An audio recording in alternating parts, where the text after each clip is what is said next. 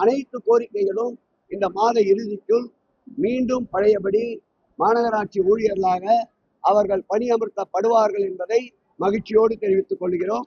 இந்த பொங்கல் இந்த பணியாளர்களுக்கு, தூய்மை பணியாளர்களுக்கு மகிழ்ச்சியான பொங்கலாக இருக்கும். எப்படி பொங்கலுக்கு முன்னால் வருகின்ற போகியை போல் அந்த போகியில் அல்லவைகளை அகற்றுவதற்காக தீயிட்டு கொளுத்துவோமோ, அதை போல் அல்லவைகளை தீக்கிரையாக்கி நல்லவைகளை பொங்கல் உதயசூரியனோடு வரவேற்போமாக மாநகராட்சி ஊழியர்களாக அவர் பணியில் தொடருவார்கள்.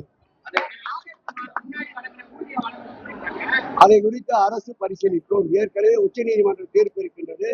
அவர்களும் தேர்ல வழக்கறிஞர், சீனியர் கவுன்சில் இல்லாமலேயே வாதாடக்கூடிய திறமையான வழக்கறிஞர்கள்.